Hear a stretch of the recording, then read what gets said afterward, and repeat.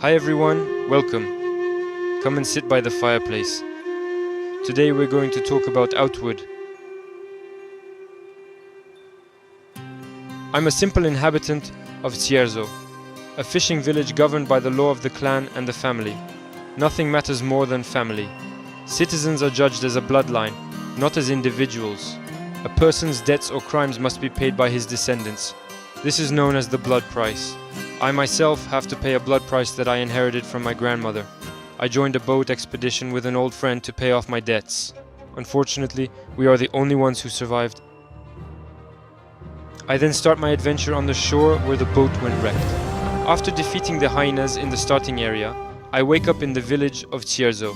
As I leave my house, I'm confronted by disgruntled villagers who blame me for wrecking the boat and threaten to seize my house if I don't pay my blood price. I can't stand being crushed by these laws any longer. This time I'm giving in to their demands, but it doesn't please me at all. After settling this problem, I learned that my two childhood friends are leaving the village to live their own lives. I've made up my mind that this is also the time for me to leave. Since I left my life as a simple villager to set off on an adventure, I've learned to survive and fight, especially with a spear, which is my favorite weapon. I'm currently in Chersonese, the region in which Cierzo is located.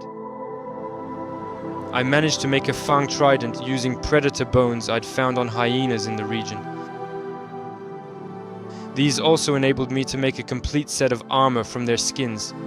As for my headgear, a local trapper made it for me using the trophy of a rare specimen from the region. To defend myself against threats from the outside world, I have been training and learning defensive moves such as the push kick.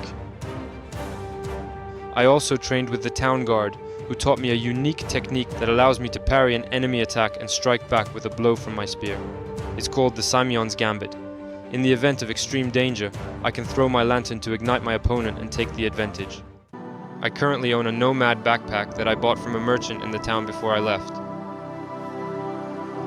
Since we've been talking, the day has begun to dawn.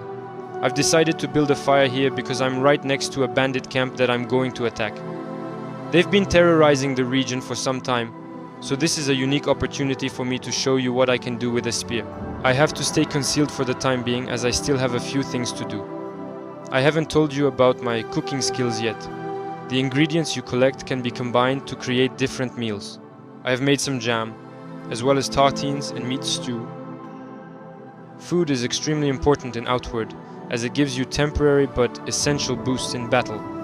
You can also infuse your weapon with an element, increasing its power and giving your attacks additional effects.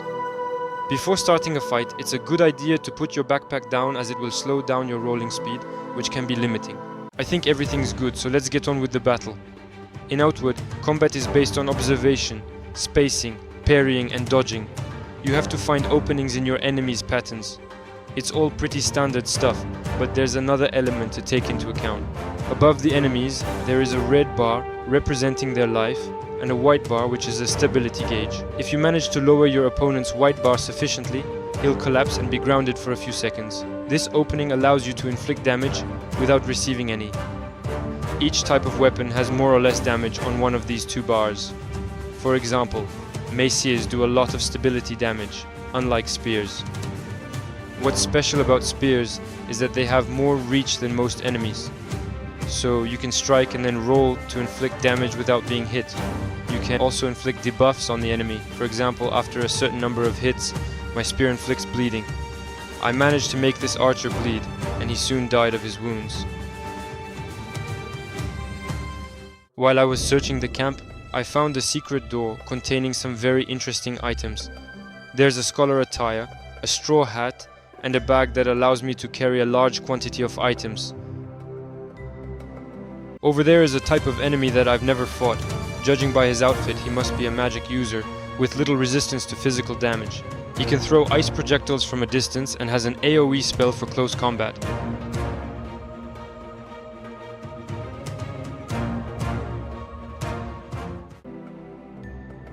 Now all that's left is the boss, and I'll have cleared the place of all bandits. This time I use a poison infusion, put my bag down and off I go. I managed to land the first blow and dodge his. He parried that one. After this counterattack and my kick, I thought he'd be down, but he's very resilient to destabilization. So I took a few hits. That's it, he's poisoned. While trying to dodge, he fell into the void. I find him further down with a few life points less. And there you have it. He actually died by the poison. I've now killed all the bandits in the area. The loot is mine. There's also a chest here. Well, it's time to get back to Cierzo to sell my bounty. I can give you a tour of the region on the way back. Look at this mantis shrimp.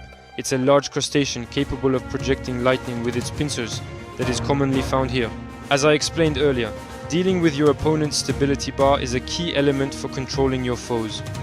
Once it's half empty, every hit you land will interrupt your enemy's attack. After 3 hits, even if the bar is not empty, your opponent will be knocked to the ground for a few seconds.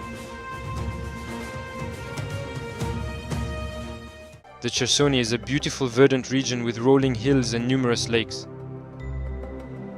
In the middle you can contemplate the famous Mountain of the Conflux, which regularly attracts warriors from the 3 great factions in search of their inner strength.